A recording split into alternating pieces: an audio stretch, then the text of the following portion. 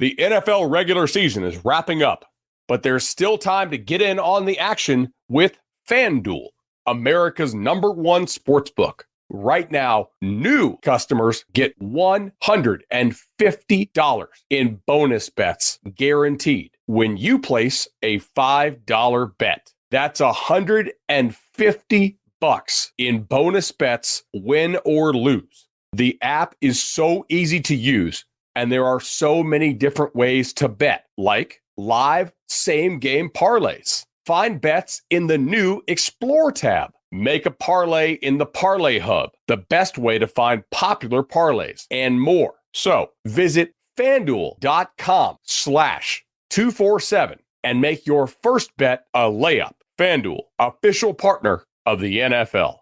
Must be 21 plus and present in Arizona, Colorado, Connecticut, Iowa, Illinois, Indiana, Kansas, Kentucky, Louisiana, permitted parishes only, Massachusetts, Maryland, Michigan, New Jersey, New York, Ohio, Pennsylvania, Tennessee, Virginia, West Virginia, or Wyoming. FanDuel is offering online sports wagering in Kansas under an agreement with Kansas Star Casino, LLC. First online real money wager only. $10 first deposit required. Bonus issued as non-withdrawable bonus bets that expire 7 days after receipt. Restrictions apply. See terms at sportsbook.fanduel.com. Gambling problem? Call 1-800-GAMBLER or visit fanduel.com/RG in Colorado, Iowa, Michigan, New Jersey, Ohio, Pennsylvania, Illinois, Kentucky, Tennessee, and Virginia. Call 1-800-NEXT-STEP or text NEXT-STEP to 53342 in Arizona, 1-888-789-7777, or visit ccpg.org/chat in Connecticut, 1-800-9-WITH-IT in Indiana, 1-800-522-4700, or visit ksgamblinghelp.com in Kansas, 1-877-770-STOP in Louisiana. Visit mdgamblinghelp.org in Maryland. Visit 1-800-GAMBLER.net in West Virginia, or call 1-800-522-4700 in Wyoming. Hope is here. Visit gamblinghelplinema.org or call 800-327-5050 for 24/7 support in Massachusetts, or call 1-877-8-HOPE-NY or text HOPE-NY in New York, or visit oasas.ny.gov/gambling. Standard text messaging rates apply. Sports betting is void in Georgia, Hawaii, Utah, and other states where prohibited.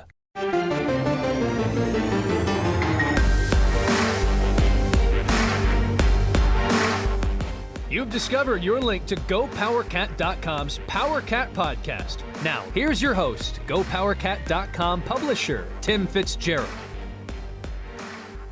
Following a disappointing 35-31 loss to Arkansas State to open the 2020 football season, Kansas State took a bye week and now plunges headfirst into its Big 12 schedule by traveling to Norman, Oklahoma to face the number 3 Sooners, which are 1-0 on the season after a cupcake game to open up against Missouri State. The game Saturday inside Memorial Stadium will kick off at 11 a.m. and will be shown nationally on Fox with Gus Johnson, Joel Klatt, and Jenny Taft on the call. And of course, the game can be heard across the 39-station K-State Sports Network with Wyatt Thompson on play-by-play. That's right, K-State did lose 35-31 on a last-minute drive to Arkansas State, and boy, it was disappointing. But did it set a tone for the entire season, or is that game just an anomaly that was played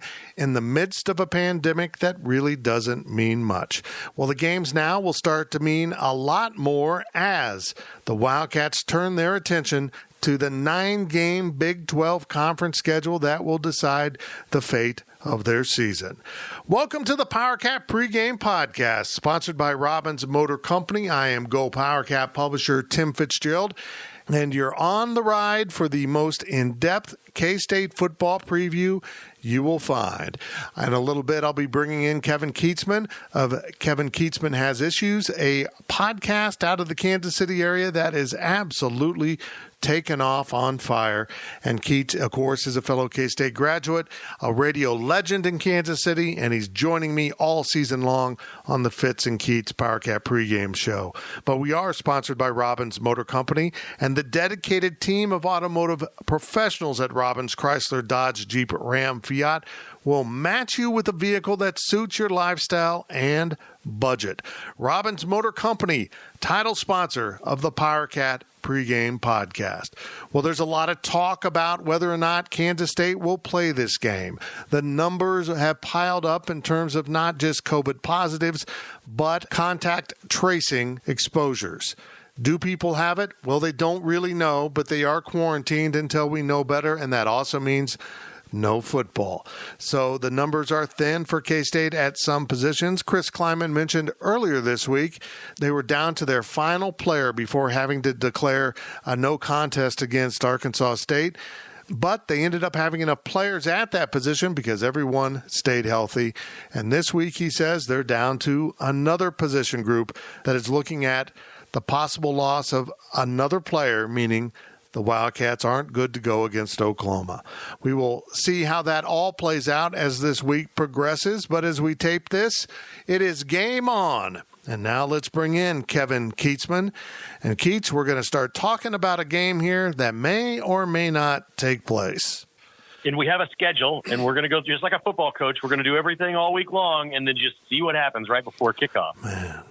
Man, I just did some radio here on Wednesday with Oklahoma City, and I put it at 75% no that we'll actually have this game. But by the time people are hearing this, we might know better because these Wednesday results will be back. Hopefully we'll know something. And K-State is teetering on the brink of not meeting the thresholds. But, Keats, that's just the way the season goes. You got to do next man up. But for Kansas State, it really seems like it's the quarantines, the cautionary players that they might have been around the roommate's girlfriend who tested positive, so you got to sit out 2 weeks. I'm not a doctor, nor do I understand viruses, but I think they're being overly cautious at times. I'm just beginning to wonder if the contact tracing isn't too thorough, and then after a certain period, if you're not showing signs, come on, man, let's get them back on the field.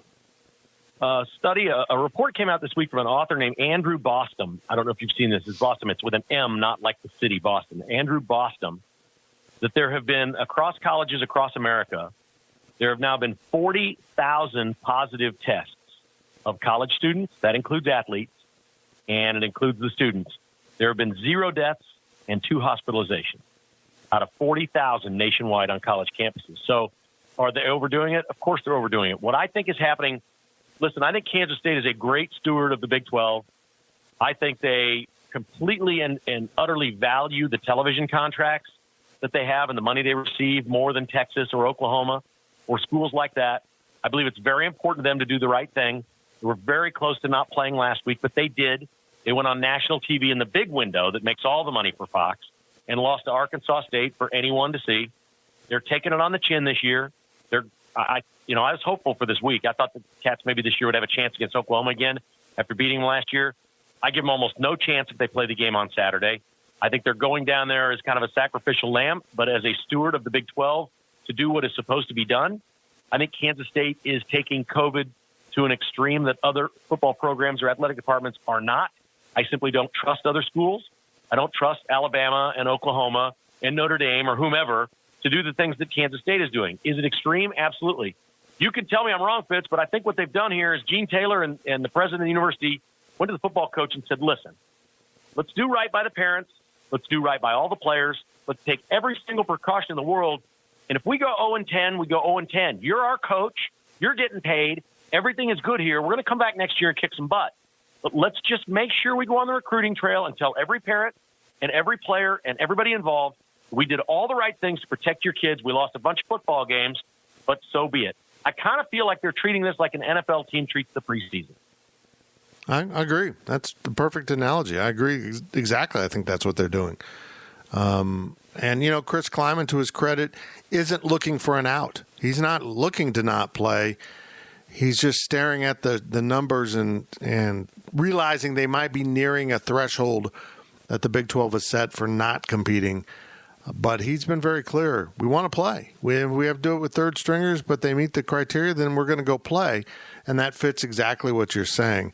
Bottom line is, I think Arkansas State, hopefully unintentionally, played some guys that had the virus and were positive because they tested positive on Sunday. You don't get it on Saturday, and in incubation periods at least 48 hours apparently. So I think some guys played positive. That might have happened to them against Memphis because they had some guys out.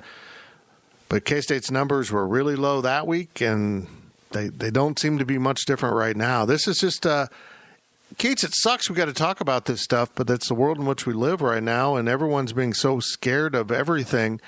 I don't feel good about the rest of football season. I don't see how, under these standards, college players are going to be able to stay on the field because they're just around too much. The NFL, they can go home and be careful, and the wife and kids can do nothing but stay at home and school at home, and the players can stay relatively healthy. But then again, I'm curious that there's been no asymptomatic players in the NFL that I know of, and I find that curious. I'm beginning to wonder about asymptomatic as an actual thing, but I'm not a doctor.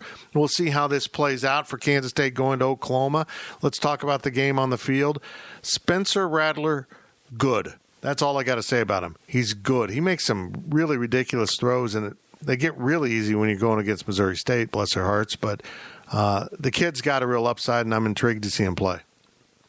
I think everybody is, and I think we're all intrigued to see him get through Oklahoma and get to the NFL and move on. But that's going to be a while. Unfortunately, that's going to be a while. Look, there's still the matter of coaching here, and we're talking about a young player without much game day experience against some sort of choreographed or well-coached defense. Can Kansas State do that? Well, it didn't look like that against Arkansas State. I mean, they lost all their safeties. They were running third stringers out there that clearly didn't know the assignment that number 9 over there, Adams, needs to be doubled up, and a safety's got to shade him and go with him wherever he goes. So Kansas State made some fundamental defensive mistakes in that game, and you chalk that up to lack of depth and inexperience on the field. Again, I don't know who's playing Saturday, if they're playing, but I'd like to think that Chris Kleiman and his staff would be able to throw some things at a young quarterback that could at times confuse him. I don't think you're going to stop Oklahoma in any way, but you might be able to take the ball away 2 or 3 times with a young quarterback. I think that needs to be the game plan. I don't think that's what Chris Kleiman traditionally has done with his football teams. It's generally been about scheming. We're going to stop you in some way. We're going to confuse you. We're going to do this. I think in this case, it's not a play in and play out, one play after another where you could confuse Oklahoma. It's maybe every third or fourth play you show him something he hasn't seen, and a blitz makes him fumble, or a safety crosses over that he doesn't think is going to move and picks one off. I really think it's going to have to be a big play kind of defense to be effective against Oklahoma. I agree. And they were very basic against Arkansas State to a fault. They didn't want to show much, and maybe they couldn't do much with all the substitutes in and the lack of practice. But they're going to have to be more dynamic defensively against this Oklahoma team. And honestly, Wyatt Hubert's got to be better. I mean, he was okay against Arkansas State, but that last drive when they really needed that defensive end to make the big play that we've seen the Chiefs come up with throughout the last year or two, there was nothing there. There was nothing there, and there was no pass rush to help that secondary. The good news is we're hearing Wayne Jones will probably be back at safety, that it was more scare than anything. He went through the concussion protocol. Luckily, they had the week off, and he came out of it. So having him back is huge because, I don't mean to be mean, but Ryan Hennington playing, it doesn't work. It just doesn't work. He's not ready, and he was thrown into a situation because Jonathan Alexander sat out, and then Jerron McPherson, I think, was out for contact tracing in that game, and I think he will be back also. So getting bodies back is good. On the other side of the ball, Keats, the offensive line kind of is what it is. They might get someone back. Hopefully they'll get Noah Johnson back at center, but they're just not good, and it really looked like a group of guys who hadn't practiced together very much and hadn't had much experience, and they kind of stunk against Arkansas State. They did, and a couple of things that I didn't like against Arkansas State is every time Kansas State would complete a pass for a first down, whether it's 5 yards downfield, 15, they had some maybe 17 in the teens, 18 yards downfield, they'd get a first down, and I'm telling you, every time, every single snap of that game, when they completed a pass, they handed the ball off and ran between the tackles on the next play and created 2nd and 9. Yeah. And you just can't. It has to be more creative than that. I mean, as the game went on, you just went, okay, we know what they're doing here. We know what they're doing here. They just kept creating bad situations. What I would say in the passing game, and look, I think he was probably trying to tell his offensive line, man up, let's get tough, let's show we can run. I understand they're treating it like a preseason game. Let's go do that. But when it wasn't working, he changed at the end of the game when they had to score. I don't know how many people noticed. They started running the ball wide, and they ran it effectively on the edges. That's sort of taking your offensive line out of it.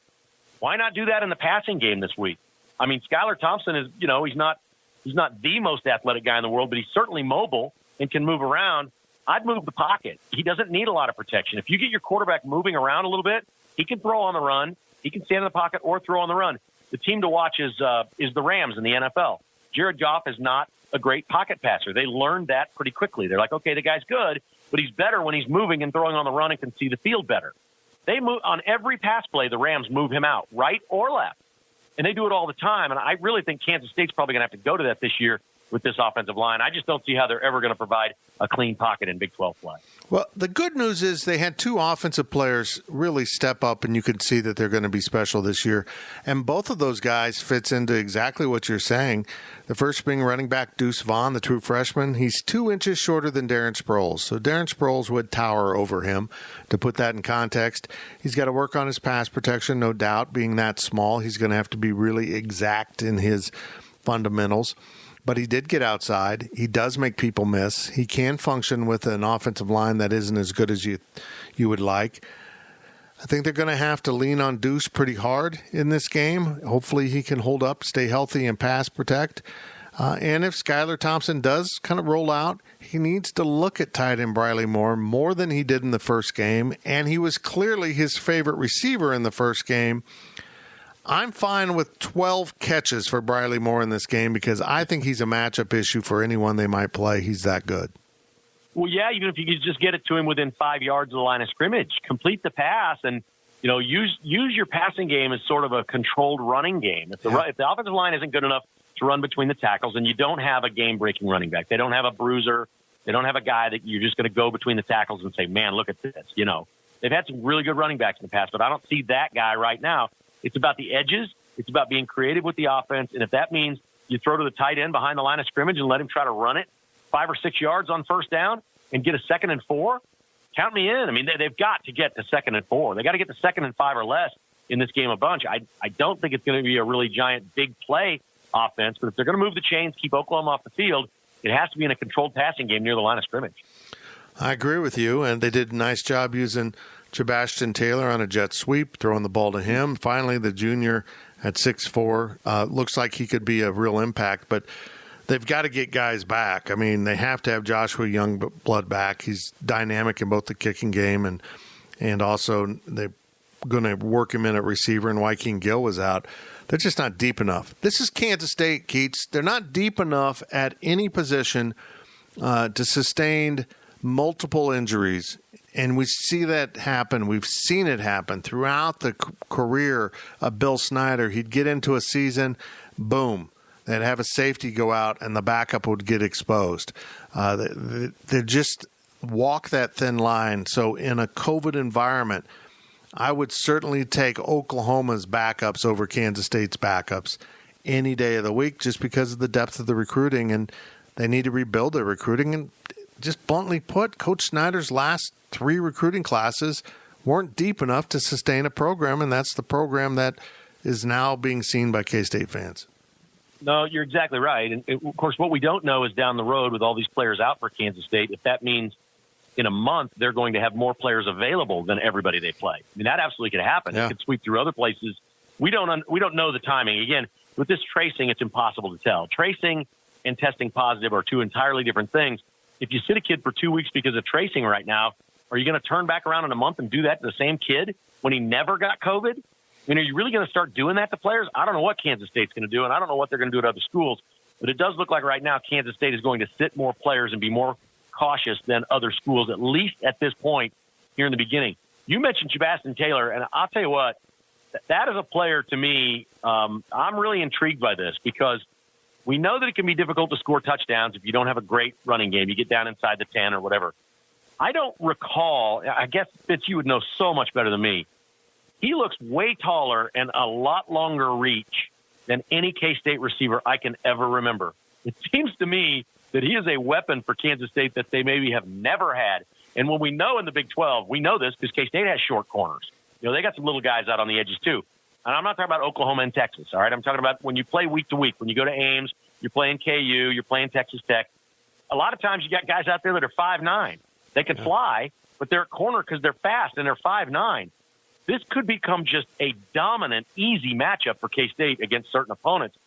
I like what I saw last week, but I didn't see him completely exploited. I think there is a chance that Taylor kid can create a matchup problem that K-State, a mismatch that I don't – and look, K-State has some great wide receivers, but I'm talking about just a flat-out mismatch that you can exploit to get first down after first down and touchdown. I'm not talking about Tyler Lockett, 50 yards downfield, gets behind everybody. That's an incredible weapon to have. He's a special player. I'm talking about a 3rd and 7, and you just throw it over there on the outs to the flag, 7 yards downfield, and throw it up high, and he goes up and gets it. I think it could be a huge mismatch this year. I agree. I think you have to maybe go back to James Terry back in 2003 to kind of understand, what you're talking about, someone that can go up and get it. But I don't even know if James was 6'4". He was just so lanky, he looked tall. And he was taller than most K-State receivers because K-State is the school of the short guy because you get what you can get. And sometimes the compromise is height, but Sebastian is finally beginning to look like the player we expect. I think K-State's pretty good at receiver, but between Skyler missing some deep balls and his receivers like Malik Knowles dropping some balls, he had one spectacular catch and then a drop where he didn't quite get the ball put away. The D-back did a nice job, but any of those plays, any of those deep balls hits, I think the context of the game changes, and it was just one of those days. They couldn't get the right play at the right time, and they were also being so conservative on offense and defense. I thought Bill Snyder was in charge again. It got to be frustrating with the runs up the middle, but you're right. They were trying to prove a point, and they proved that Arkansas State was better prepared. That's the point they ended up proving. And do you put much? Do you have much concern over losing to Arkansas State and possibly getting blown out at Oklahoma? Or is this year just this? It's this. No, I was just going to say I've talked to a bunch of people this week and last week about the loss to Arkansas State, and it didn't sting. They were disappointed. I mean, every K-State fan wants to win, but they're looking at it like, okay. I think we initially heard maybe 22 or 24 players were out. Then Kleiman said between 35 and 40 in some fashion were affected in that game. You can't take this stuff seriously. If K-State is going to be that adamant about doing this by the letter of the law, you can't take this season very seriously. And I do think I instantly thought, I was watching with some friends, Fitz, and when the game was over, I said, look, we're going to laugh about this game a year from now, and especially 10 years from now, when K-State is playing Arkansas State again, and they say, the last time they played was 2020 and Arkansas State won. We're all going to go, oh, yeah, that was the COVID game. We're all going to look back and say that was the COVID season. Look, I don't think it hurts Chris Kleiman and his staff at all. If K-State goes 2-8 this year, we know that's not what they are. He had a team last year that went 8-4 in the regular season and surprised a lot of people, and they were really good, and they beat Oklahoma, and they dominated Kansas. They did a lot of things that K-State fans wanted. Nobody is going to look at Chris Kleiman if he goes 3-7 or 2-8 or something this year and say, oh, boy, K-State's in trouble. They're going to go out on the recruiting trail and say, listen, we did everything right. We don't know what the other schools did. We did everything right, and we sat guys. COVID's over. We're moving forward. Go look at what we were in 19. And I do think that's an absolutely fair thing to say to any recruit because it's the truth. And there's very little truth in recruiting. But when you can use the truth and it helps you, that's a great thing. I know this season's going to suck if your team, your chosen team, doesn't perform well. I know you always want the wins, but for a program such as Kansas State that's rebuilding the roster, or Kansas that is trying to do it with all freshmen, this is a weird blessing because all these freshmen that you're having to play are getting experience. And you know what happens next year? They're freshmen. They're still freshmen, along with your other freshmen. So you're going to get a lot of experience here, maybe, for guys. And I just wonder if there's a tipping point where if they're 2-6, they don't look to Will Howard to take over more and more snaps at quarterback. And they don't look to some of these redshirt and true freshmen. We're going to get you plenty of time so that you're ready for next year when you're going to be a freshman if you want to be. I think it can be a real long-term benefit to programs that are trying to retool their roster like Kansas State. Well, you mentioned the quarterback position, and that'll be an interesting decision Kleiman will have to make in season this year. He's going to have to decide. If he does that, he will have decided, look, my freshman is better next year than my 23-year-old quarterback is going to be. And that would say a lot about this kid. I mean, it would say a lot. Because most coaches just want an experienced quarterback that has proven that he can win some games. Skylar Thompson is that. I mean, he's an experienced guy. He gets another year next year if he wants it, and he's won a lot of football games. So every coach normally loves that. If he switches and goes with the freshman quarterback in the middle of this season, he's made a decision that this player is so much better than Skylar Thompson that he's my guy next year. That will be very interesting if that occurs this season. Yeah, if you're Skylar Thompson, you don't want to get dinged and injured and have to sit out a half, because if this kid comes in and chucks it all over the field, it's going to be hard to get back on the field. It's just the way it is. We saw it in the NFL, probably with the Chargers. I was just going to say, unless you're Tyrod Taylor with Anthony Lynn has already said, Tyrod's my guy. They go way back, and he's like, no, I'm not playing that rookie yet. Well, Tyrod Taylor had a chest injury and breathing issues.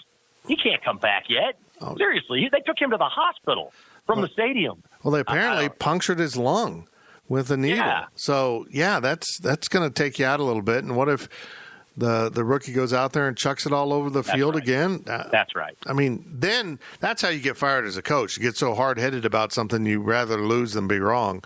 Right. That gets you into trouble real fast. Keats, sure. I've been saying this, and I think you probably agree, but I'm going to put this out there. At the end of the season, if we get to an end, that makes sense, like with a national championship, there will only be one program that looks at 2020 as a real season, and that's the one that hangs the banner. The rest of them will say, it was COVID. We would have won the national title, but we had COVID. Well, there's pockets of that probably. Like the winner of the Oklahoma-Texas game will say it's a real season no matter what. Right. Right. I mean, the KU K-State winner will say it's a real year. I mean, come on. If K-State beats KU, they're going to say, okay, well, there was that. So I guess there's little pockets of this is legitimate, but not much. And the Big 12 is the shining example of that. I'm telling you, the media in this country that said there shouldn't be college football, that they didn't want college football, that didn't want the NFL playing, that they just wanted COVID out there scaring the hell out of everybody, all these people that were doing that, they're circling back on college football. It's coming. If the SEC, when they start, has the problems that the Big 12 has right now, and that is you just look out there and see Mississippi State doesn't have 35 players and they lose 52-3, people are going to start being very critical of what's going on in college football, and they're going to say, it's failing, this is failing, they never should have played. Those people will be wrong. These kids can opt out and not play. They can do what they love, and that is play, even if you only play in 6 games because you get contact traced. You get to play 6 games this year. You haven't lost any eligibility. This is a winner. The fans get to see something. If this is the worst season your team has in a long time, so be it. COVID happened, but they're playing, and this is 1,000% better than folding up shop and saying we're a bunch of quitters and we're scared and we're not going to do it. So I think the haters in the media are circling back here in a couple of weeks. They're going to start saying college football is failing. Do not buy it, folks. Don't buy it. Yeah. Playing is better than not playing regardless of what happens here. Yeah, it's all fun and games when the Big 12 gets knocked around by the Sun Belt. But when Louisiana State gets swept by the Mississippi schools, what's going to hit the fan. And right, exactly right. We're going to have a lot of those things going on. His name's Kevin Keatsman. You can hear him at Kevin Keatsman Has Issues. Make sure you're subscribing to his podcast. Talks a lot about Kansas City sports, Midwest sports, a little politics. It's good stuff, Keats. How's it going with the podcast? It's going great, man. I'm actually surprised and overwhelmed. We're in week 3. I had no idea. You encouraged me as much as anyone to do this. I just had no idea. I didn't know how many people were listening to podcasts, and I'm overwhelmed with the number of listens and downloads we're getting. And I've got advertisers on board that are actually turning it into a small business. So I sit here in my office every day with my little dog. I'm the happiest guy in the world, man. Couldn't be going better. Thank you. And in terms of pandemic stuff, having to work at home with the dogs is not the worst thing in the world. It really is not. Or just not going to work and working with people. That's true. That's so true. Just let me do my thing and don't distract me. It's been working out pretty well. Thank you, Keats. I appreciate it. And we'll be back on the PowerCat Pregame podcast. We've got our analysts all ready to go as we continue to break down the game that may not be a game. Kansas State at number 3, Oklahoma, Saturday in Norman. The PowerCat podcast will be right back. So I'm a father of one. I got to find a babysitter. I found Care.com and I was blown away. Through the platform, I was able to find local and experienced candidates along with their reviews and rates, which were way more affordable than I anticipated. Care.com really put me at ease knowing that they were all required to go through a background check. If you're like me and you need to find someone reliable for your childcare necessities, check out Care.com. Find the ideal sitters for your childcare needs.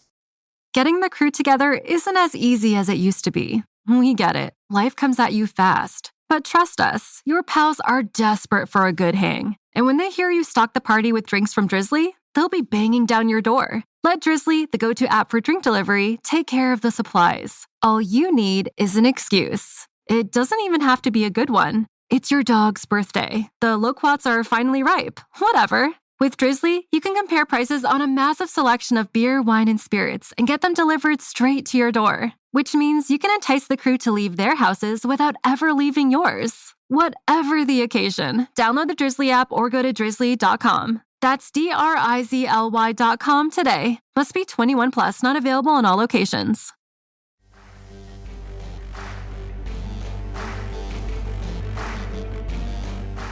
We now send it back to the Power Cat podcast. Welcome back to the Power Cat Pregame podcast, sponsored by Robbins Motor Company. K-State fans, visit the Robbins Chrysler Dodge Jeep Ram Fiat location on Anderson Avenue in Manhattan for an exciting test drive. Robbins Motor Company, title sponsor of the Power Cat Pregame podcast. And now we bring in our football whiz. He covers recruiting, follows the team, is the jack of all trades for us at Go Power Cat, Mr. Ryan Wallace. Wally, this is weird because we're taping on Wednesday. We release this on Thursday. And by the time this thing isn't even fully baked, we may not have a game. But we're going to proceed like we do have a game. But let's just start with that. How big of a mess is this, having Chris Kleiman try to field a team in this COVID environment when they, aside from infections, they can't get enough guys cleared because they've been around infected people? Yeah, I can't say enough about the job that, not even just Kansas State coaching staff is doing amidst all this, but, just throughout the landscape of college football, when you stop and really think about all the things that they're having to deal with, making sure that players are making the right decisions, on and off the field that will keep them healthy. And then, dialing it into trying to prepare for games, and you're watching film, but then you're finding out that, this player isn't feeling good, and this test just came back in, and you're really having to maneuver all these different chess pieces around. And at the end of the day, it's for a season that largely, I don't want to call it a wash, but at the same time is more for just getting guys experience and everything. I mean, it has to be just a real mind trip for these coaches this year, because recruiting is different. Getting players ready for Saturday is different. It is completely out of the norm. It's crazy. Yeah, I'm not sure a coach will ever really feel the same complaining about injuries again. Right. Because after going through injuries and COVID and just the contact tracing, which is really gobbling up rosters. I had Kevin Keatsman on in the first half of the show, and he's kind of like me. I know K-State's doing it right because I can look at the numbers. And I hear from the people that say, we got so many guys that might be infected that are having to sit out. It's just crippling them. I don't trust every other program's doing it as strictly as Kansas State. That, your roommate's girlfriend was over on Tuesday night and now she's COVID and you're okay. Here, let's take your temperature. What's your test? Okay, you're okay. I think K-State's probably being by the book here, and I'm with Keats. I don't trust everyone to follow the rules, so that just puts us further under the heading of we'll just see what happens. And at the end of the day, if you're 0-10 or 2-8, it really doesn't matter because your players that you want back can come back and not lose eligibility, and it might actually end up being a positive. Yeah, I mean, I know that we've discussed this at length over at Wabash Station, just about kind of how fans are interpreting this season, and it was interesting to watch the mood of the fan base change after the loss to Arkansas State. You had all the folks that were very, I'm just happy to have football, wins and losses don't matter.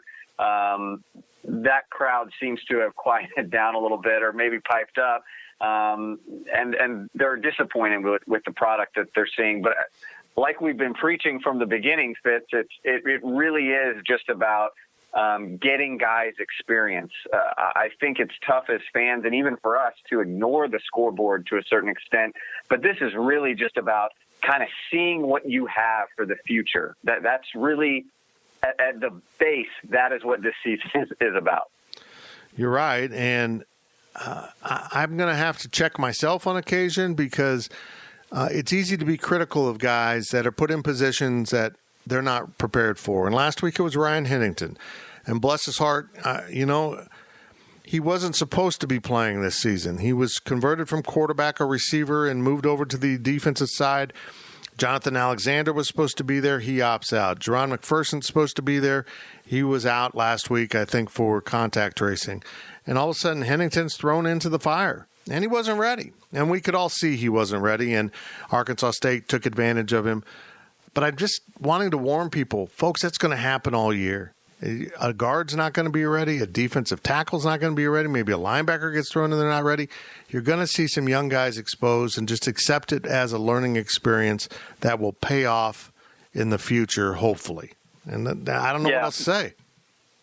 Yeah, well, the good news, at least from everything that I've gathered from kind of those on the inside, is that so far K-State hasn't been struck, a blow that's been so bad where, for instance, you're having to play a defensive end and offensive tackle for a practice or something like that. It hasn't been that bad. We haven't reached that type of situation yet, which is good. But at the same time, like you said, Fitz, it's still putting guys in predicaments that they really shouldn't find themselves in. Yeah, it's unfortunate. Let's turn our attention to Oklahoma, though. Spencer Rattler is pretty good. Granted, it was easy to throw the ball against a really bad Missouri State team, but everything indicates he might be better than the other ones Lincoln Riley has had in Norman, and I have problems wrapping my mind around that, but the potential is there for this kid, isn't it? The potential is there. I mean, he has all the tools and the mechanics, I think, that, that Baker and Kyler had, and I'm not at the point yet where I want to say he's better than either of them at any one thing, but he certainly fits that mold of a guy that can really, expand plays when they break down with his feet and can really pass it, put it on a dime. But the thing that I think we didn't get a chance to see against Missouri State, because like you said, they were just putrid. I mean, that team was awful, is what happens when Spencer Rattler, when things aren't going his way, when he gets flustered. Anybody who watched the show, I think it's on Netflix now, but who's watched the show QB1, it features prominent high school quarterbacks and kind of follows them through their senior seasons. Well, Rattler was one of the guys on the I don't know if it was the last season or the season before, but to say he kind of has an attitude on him would be an understatement. So you can tell when things aren't going Spencer Rattler's way, they can come unraveled to a certain extent. It'll be interesting to see if K-State as a team becomes the first team that maybe can fluster him a little bit because they don't have a CeeDee Lamb. This offensive line is very, very talented. They average 6'5", 330 pounds up front. So if you were worried about how K-State played against Arkansas State, be very worried about that defensive line against this offensive line. But largely, other than Spencer Rattler, this isn't an offense that has, a true elite NFL kind of guy. I mean, they've got talent across the board, but it's kind of spread out. It's a little bit more even. So it'll be up to Spencer to really kind of create things. And if things aren't going his way where he can't, just drop passes in wherever he wants, I'm curious to see how he handles that as opposed to how Baker and Kyler did. Do we know anything more about Kansas State's offensive line? Will they be back at full strength, whatever that is, for this offensive line in this rebuild? Noah Johnson, they just losing him was just a severe blow. You have your offensive center with a bunch of new linemen who's going to direct traffic, and 3 plays in, he's gone. That only added to the chaos. I'm not sure that elbow is going to be ready to go, but, do you have any word on how they're sitting right now along that offensive line? I don't, unfortunately. I think, going into the Arkansas State game, we were all worried, just about what the offensive tackle situation looks like. And I think it's interesting over the last couple, weeks, 2 weeks since the game against Arkansas State, now you really start to focus in on it. Can Noah Johnson go? Because we figured out how much of a linchpin he is to this entire offensive unit. His communication from the inside out, and being able to signal stuff from what he sees from a defense, and the rapport that he has with Skylar Thompson, that clearly is maybe more significant than we gave it credit for a guy that hasn't really started before the Arkansas State game. So you hope that Noah Johnson can come back. I thought he was much better than both Ben Adler and Hayden Gillum, who came in to be backups when he went down. But the thing that I'm most concerned about from K-State's offensive line moving forward as we look ahead at this game in Norman is, again, another odd man front, because Alex Grinch, the defensive coordinator, runs that base 3-4 defense, but it's all about kind of how he disguises things, and he likes to get his athletes moving, and will dial up and manufacture things because, again, just like I was saying with the Oklahoma offense, there aren't a lot of dudes on this Oklahoma defense.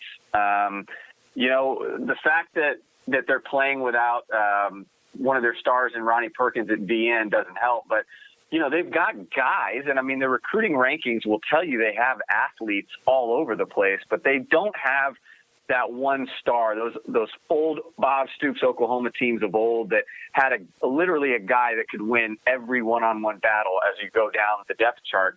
They don't really have one of those guys, but they're good all over the place, and that's all Alex Grinch wants, because he's preaching this speed defense. They're trying to get to 26 turnovers. They had 2 last week. So it's all about just kind of dialing up stuff and manufacturing pressure with their ability to put athletes in pursuit. So I'm more concerned about, can Kansas State's offensive line recognize stuff and pick up stuff, regardless of who's in there, to be honest. I agree. And I'm curious to see what the schematics of this game are. How does Courtney Messingham call this game? He did a brilliant job against Oklahoma last year. And does Joe Klanderman become more aggressive like we expected? Because they weren't aggressive against Arkansas State. They were pretty bland on both sides of the ball. They can't be bland. They're going to have to run a lot of screens, short passes, misdirection against this Oklahoma team, and defensively they're going to have to take chances, because not taking chances didn't work against Arkansas State. They put up 35, and that's just way too many points in any game. But against a Sun Belt team, you give up 35, you probably deserve to lose, and that's what Kansas State did. Well, they got to open it up. I don't know that. Why not? You're playing with some backups. Just open it up and have fun. Yeah, I think, from opening it up standpoint, I thought Courtney Messingham for roughly 3 quarters, and given all the, things that he was having to deal with against Arkansas State that we've already alluded to, I thought he called a pretty good game for about three quarters. And then things started to unravel a little bit.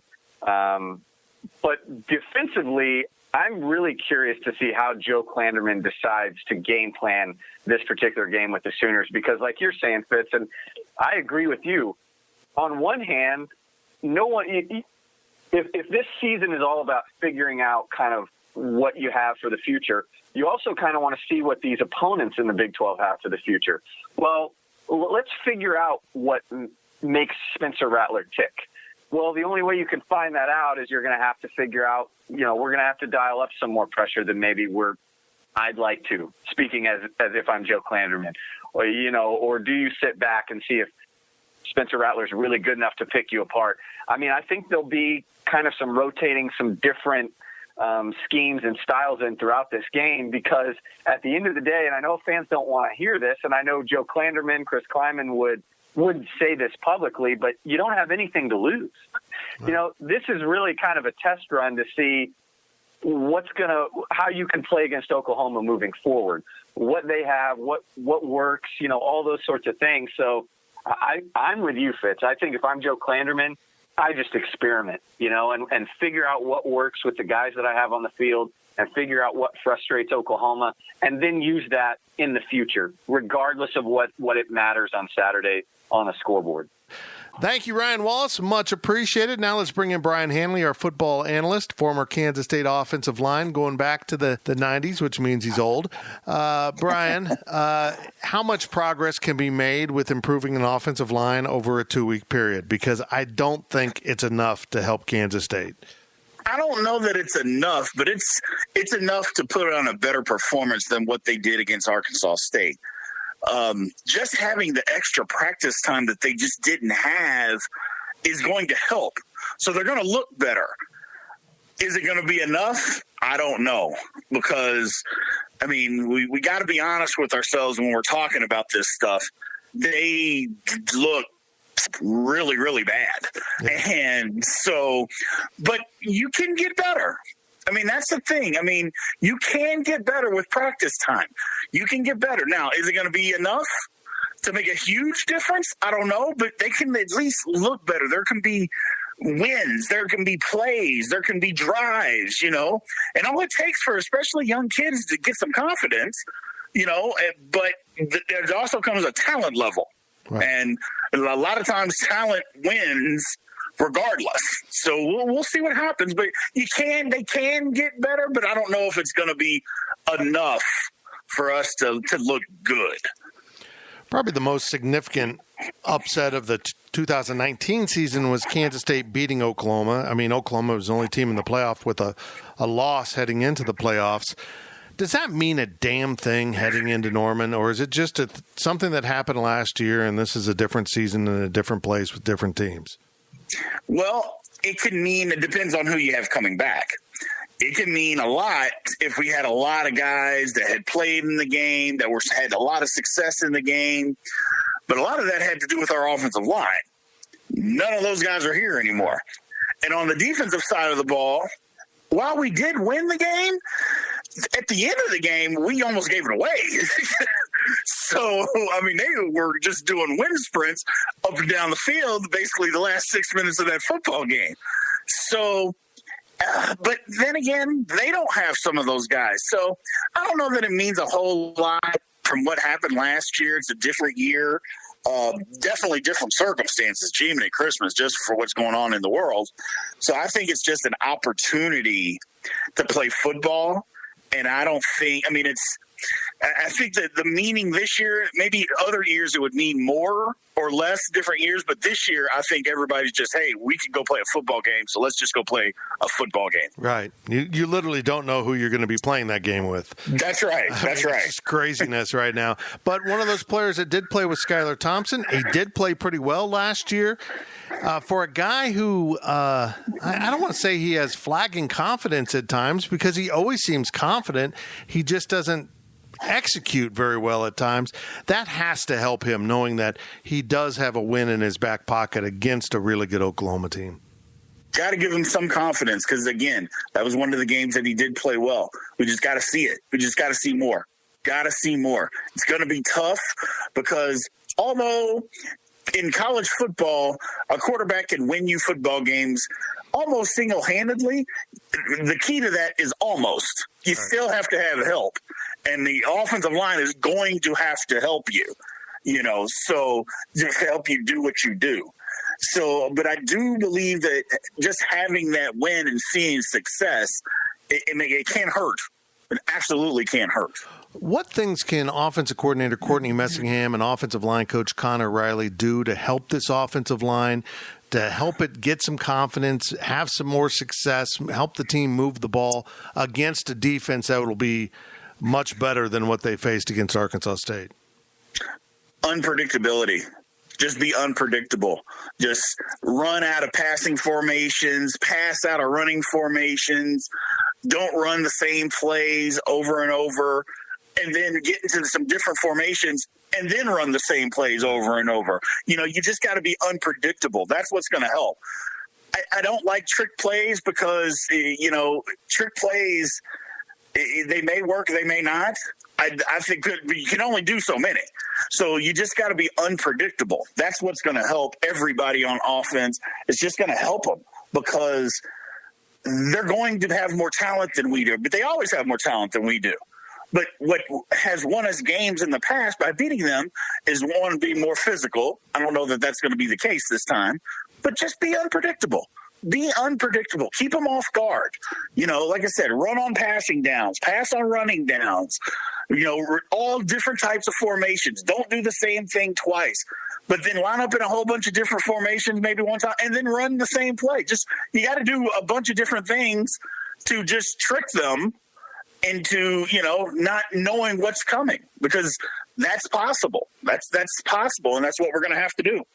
For a program like Kansas State, you're right. You don't have as much overall talent as an opposing team, but a lesson learned from the Bill Snyder years that I recognized in the first year of Chris Kleiman too was when you got a horse, you ride it. And they seem to have a couple here with running back Deuce Vaughn, who I think will probably play significantly more in this game, and tight end Briley Moore, who the temptation would be to leave him in to block to help that offensive line, but I feel like he's a great release valve for pressure to kind of keep that defense a little more honest. Throwing a screenplay to Vaughn into some open space and getting Briley Moore for those 5 to 7 yard pickups seemed to be a way to loosen up this defense. Well, and that's exactly right, Tim. Another way, quick drops. If you're going to throw the ball, don't have 5 and 7 drops all the time. Make it a quick passing game. Quick passing game is basically an outside running game. Just get 3-step drops. You can hit a tight end. You can hit quick slants. You can do those things. That doesn't even give them time to get there. It's not like we don't have football players that can make football plays. That's the misconception. Yeah, they may have more talent, but that doesn't mean that we don't have any talent.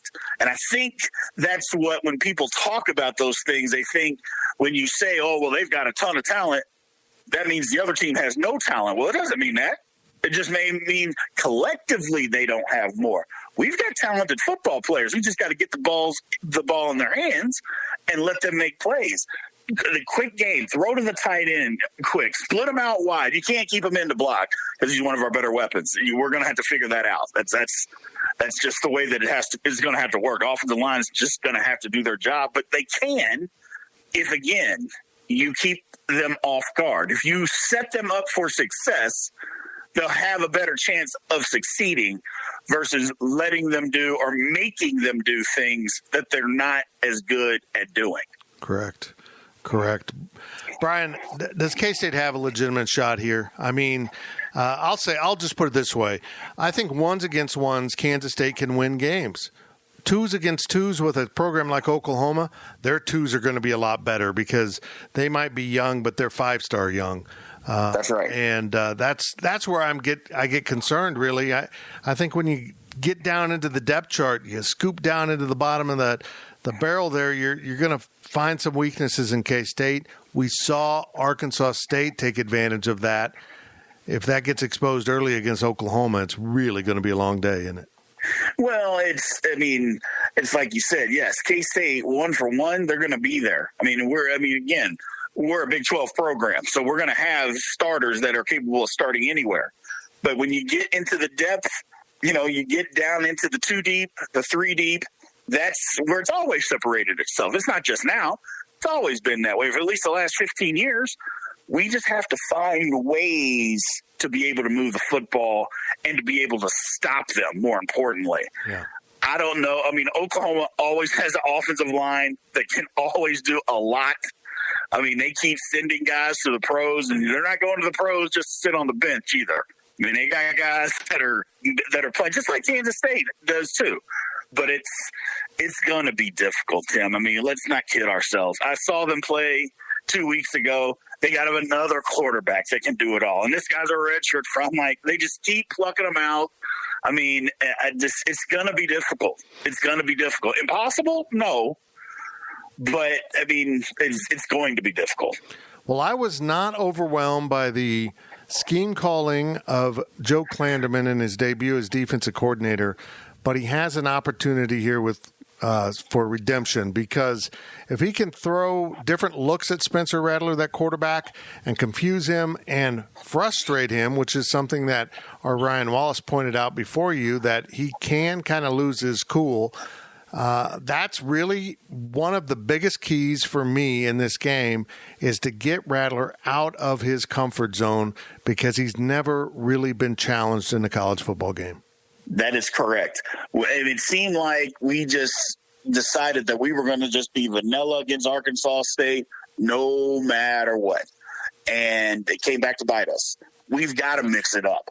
There's got to be times where we bring 7 guys or we bring 8 guys. I mean, we got to do something extraordinary to win the game. Let's just be honest. We got to do something special, something different, something they haven't seen. And you're right. Confuse the young guy, confuse him, getting frustrated. You know, we've just got to do those kinds of things to go win a football game. We can't just sit back and cover 2 and think that we're just going to win and overpower them, because that's not going to happen. That literally is not going to happen. So we've got to do things that are going to be a lot different to go and win this game. Very good. His name's Brian Hanley. He will rejoin me Saturday after K-State plays Oklahoma. And he, unlike hopefully Spencer Rattler, is never confused. Never confused. Thanks, buddy. I'll talk to you on Saturday afternoon. All righty. Thank you. Thank you, Brian Hanley. And now we bring in little Kelly Stewart, the perfect complement to follow a giant offensive lineman. Speaking of giant, Kelly, you tweeted me as soon as the line came out. It started at Oklahoma minus 28. Has it moved to 29? I mean, how? It actually didn't. It moved to 27.5, Tim. Okay. And then I was kicking myself. I thought this was going to be all Oklahoma money, and it is all Oklahoma money, but some of the respected guys, it was Circa Sportsbook that had the early releases that I tagged you, and I said, yikes, they bet K-State.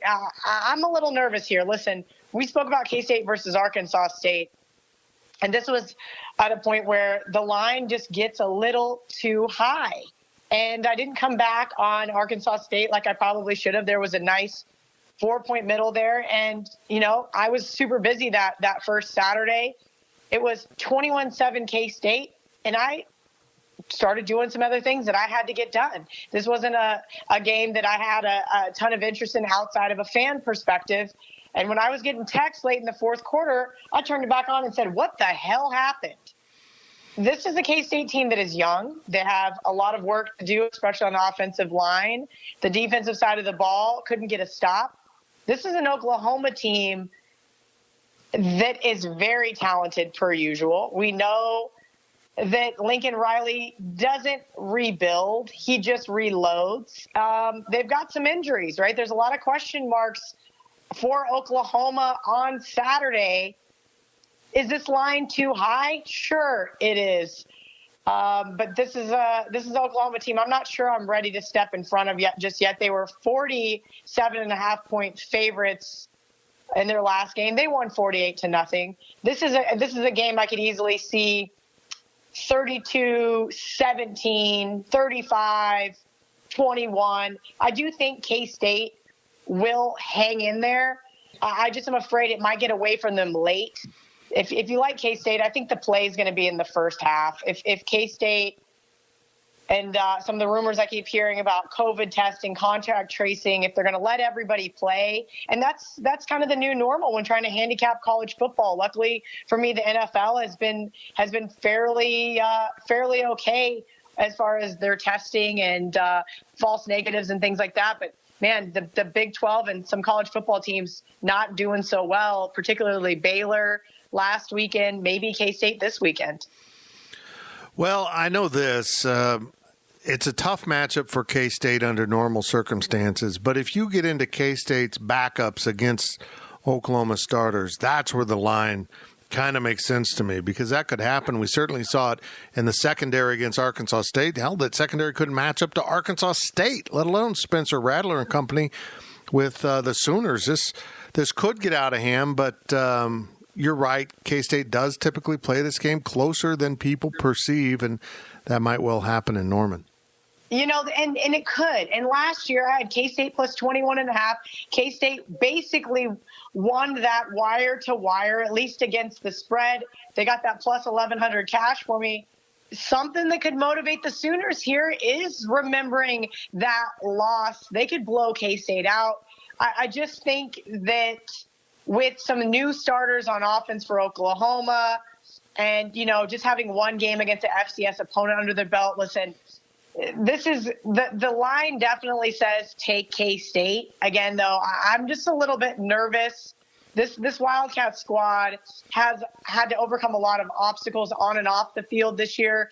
The one thing with with Arkansas State was that they had a game under their belt, and we saw that with teams that had a game under their belt when playing other opponents did a lot better. These teams haven't had a ton of practice. They didn't get to have a bunch of walkthroughs. There was so much uncertainty and things up for grabs that I probably should have taken Arkansas State there, at least in the second half. Those type of things tend to kind of play out a little bit differently in my head, but mathematically, I think K-State's the play here, and I'll be apprehensive the entire game. I'll leave it at that. And that brings us to the rest of the Big 12, because you mentioned teams that have played against teams that haven't played. You have Kansas, which played technically. They did compete in a football game. They didn't compete very well, but they do go to Baylor, a program with a first-year head coach that lost most of spring, that has now had 2 misfires on potential games, including right up to the wire last week with Houston before it was canceled. Does Kansas at minus 17 have a chance to go to Waco and cover that? And I'm not saying win, cover.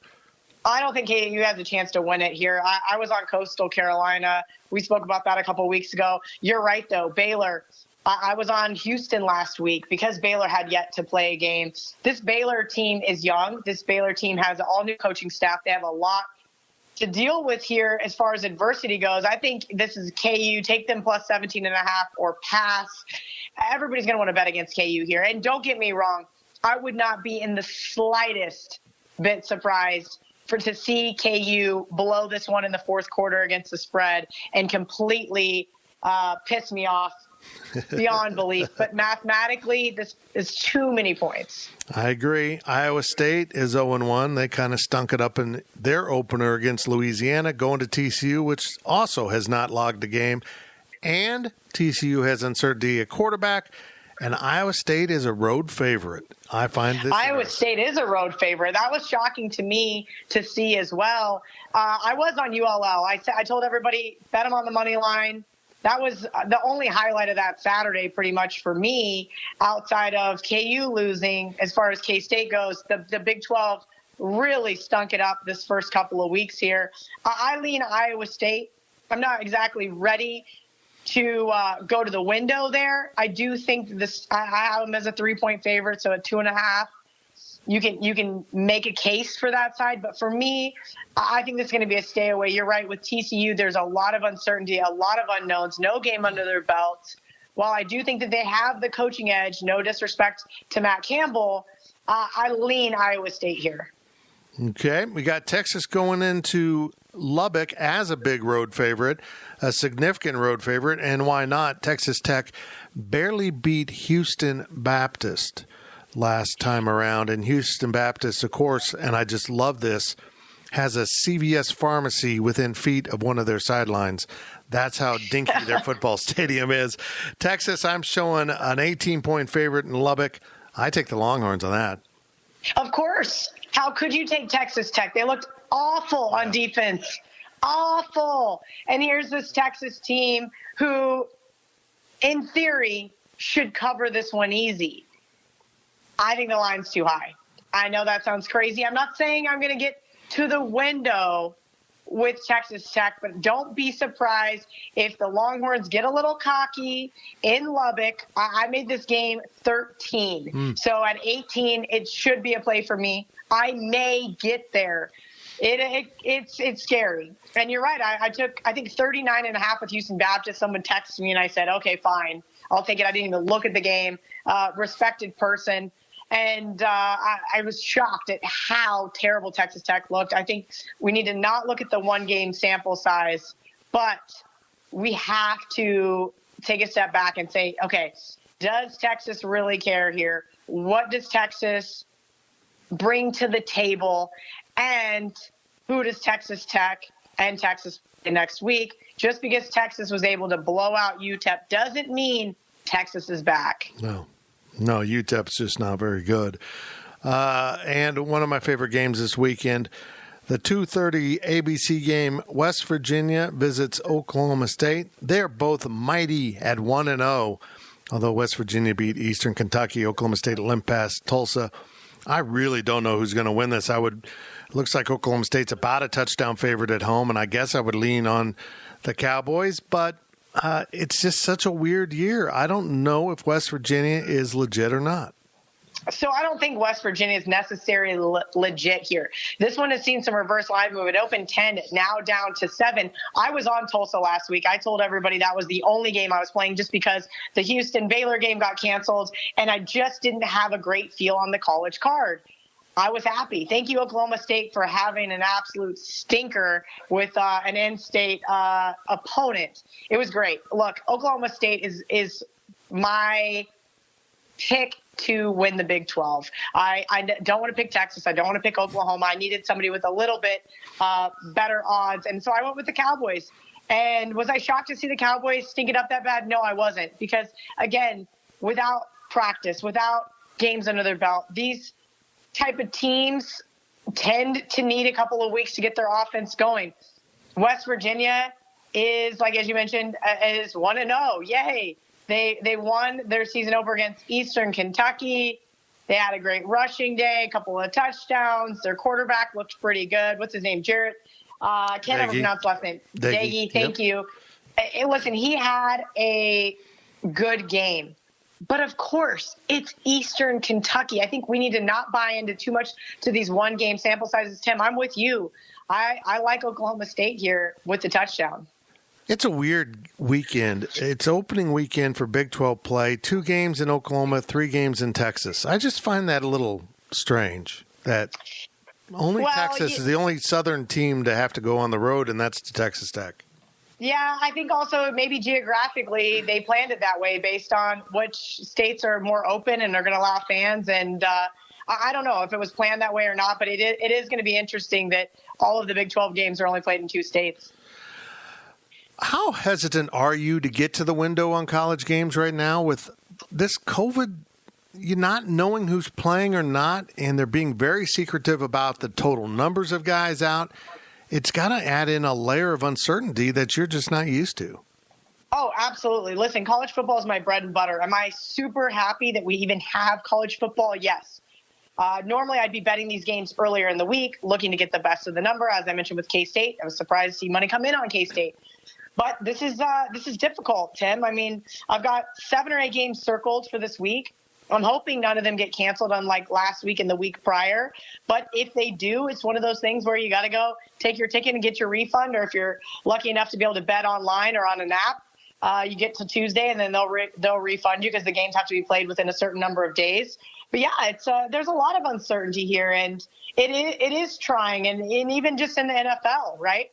We know that home field advantage basically means nothing if there's no fans there, but that team didn't have to travel, and that team didn't have to stay in a hotel, and that team has familiarity with the stadium. There's a lot of things that you can buy into, but I think it's best to make smarter decisions in terms of get all of the information you can get before you make a wager, right? You don't want to wait till the last possible minute because then the lines are stale, but you also don't want to end up with 3 or 4 tickets with bad numbers because now all of a sudden, let's say I take K-State, it goes back to 28, I take them plus 28.5, and all of a sudden 6 starters are named out. We know that's going to 31. And at that point in time, do you feel comfortable holding that ticket? I joked last weekend with my Broncos plus 7.5 ticket. Wait a minute. Oh, and my Justin Herbert ticket plus 9.5 versus the Chiefs. I said, wait a minute. I didn't know I was wagering on Justin Herbert. And was he able to get the job done for me? Absolutely. Was Jeff Driscoll for the Broncos able to get it done? Sure. But those things, because those quarterbacks are very close in comparison. But if Skylar Thompson wasn't to play this weekend, I don't think I'd want to be making a wager on K-State. And those are kind of things that you have to know are going to come with the territory, unfortunately, especially as we've seen injuries in the NFL with no mini camp, no preseason. We're going to see the same thing, unfortunately, in college. When these kids aren't game shape ready, we're going to see more injuries. We're going to see more, unfortunately, things happen. And that was Kelly Stewart, our odds expert, as she breaks down Kansas State and the Big 12 every week as we look at the games measured against the spread, the over-under, and anything else that you might find interesting. Well, we've had our first half of the podcast with Kevin Keatsman as we look deep into this possible game with Oklahoma. We think it'll be played as scheduled, but you just never know in this COVID world. Then we moved on to the second half, and our own Ryan Wallace, Brian Hanley, and Kelly Stewart broke the game down even further. This has been the PowerCat pregame podcast. Make sure you look out after the game for the postgame podcast. After Kansas State plays Oklahoma at 11 a.m. on Saturday, Brian Hanley and I will meet up once again via the internet and talk about the Cats and Sooners, all on the PowerCat postgame podcast. We appreciate you listening, and remember to subscribe to the PowerCat podcast so you never miss an episode. We have podcasts daily throughout football, exactly what K-State fans deserve. PowerCat Podcast. All rights reserved. GoPowerCat.com and Spirit Street Publishing.